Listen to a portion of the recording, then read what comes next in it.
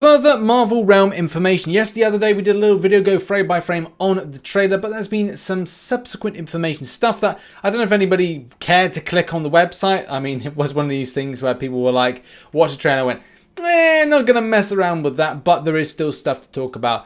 Now, if you go to the website, there is further information on the particular game and does give a little bit more information on what to look out for. Yes, what to look out for indeed. Because there is further information on the subject of how the game plays out, how the fights play out, and other things like that. So, to begin with, where do we start? Okay, so just an explanation there, nothing too interesting. Customization of your champion. Customize your champion is ultimate Marvel champion with weapon and gear. Then team up with your network of friends in real time, high action brawls. Okay, customization is a fundamental feature within Marvel Realm of Champions. Begin your journey by selecting a champion, then earning gear and upgrades as you brawl through the mayhem. Gear and weapons will add to your champion abilities and strength. So weapons will get abilities and strength, which is a bit weird because a lot of the time you think that stuff is a case of like as soon as you make your gear more powerful, that the fundamentals are you do better, so to speak, rather than it being one specific item of gear. I thought it'd be more of a broad spectrum than that. The more powerful your champion becomes, the more successful you will be. The possibilities and combinations are endless. I hope there is a cap to this. An endless gear has a variety of attributes, so the customization potential is almost limitless. This is the only Marvel game where you can become your favorite champion and customize them to reflect both your personality and battle style. Now, for me, like, I would love to see a mobile game, especially a Marvel game, become something of an esport. I'm not to like say it will do, it's just like something I always hope would happen, but I don't know if it ever will be a thing. So the idea that you would have some kind of limited gear to use at a Comic-Con, like New York Comic-Con, and it'd be interesting to see because the game would be out in full force by 2021.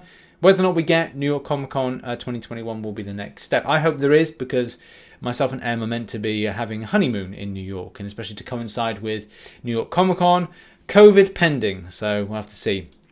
Your champion will also have access to a diverse set of weapons that completely change their kits and move sets, which is very odd. So you do different moves if you have different kits. Now, I don't know if that means that you'll, as it says here, use Hulk's gauntlets to smash opponents, knock them back, stun them, and jump first into battle. So is it like saying, like, right, well, if you've got a certain synergy in Marvel Contest of Champions, you're able to do X, Y, and Z as a result? I don't know if it's kind of like similar or to a degree. Equip Hulk's hammer and you become an area of effect bruiser king with deadly whirlwind strikes for a smashing good time. So I guess that's what I was saying in that previous video, was like the idea of you having somewhat of a unknown when it comes to the move sets is, or like a thing to press on the screen. If you know what I mean, like, you know, you've got a game. We did Tail of Wind on the main channel the other day where, you know, you click on the screen and you're like, okay, I do that thing, I do that thing, or do that thing. All have a different kind of cooldown. But in this case, it's saying that this is attributed to what gear you have. Like, I can do a stun attack, but I need that gear to do that stun attack.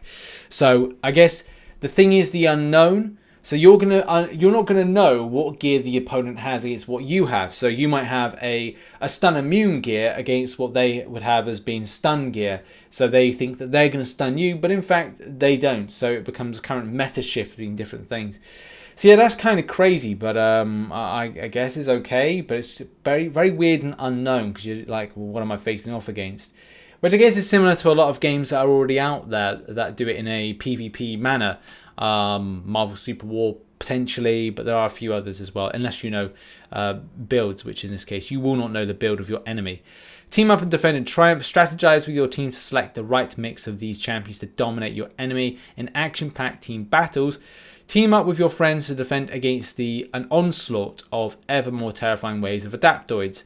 That's cool. The pair up with friends I think it's good. It's better than Marvel Contest of Champions, which has no element of it except for incursions. So yeah, bring that on. I like it, but is there anything out there that's similar? Marvel Super War again.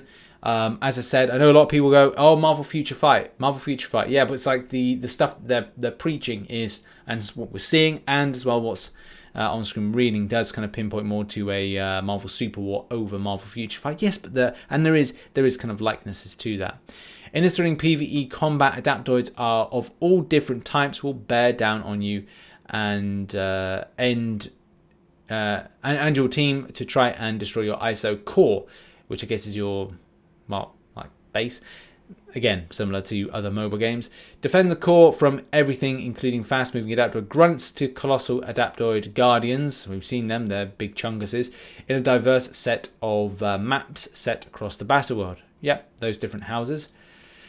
And the final thing is epic real-time multiplayer. This is the ultimate challenge. Team up with your friends to face off against other summoners from across the globe in fast-paced action, real-time PvP action. Coordinate with your teammates to knock out your foes in the arena, capture the control point in the center of the map, and use the limited power-up you gain to do heavy damage to the enemy's Baron. So those are those kind of MROC things.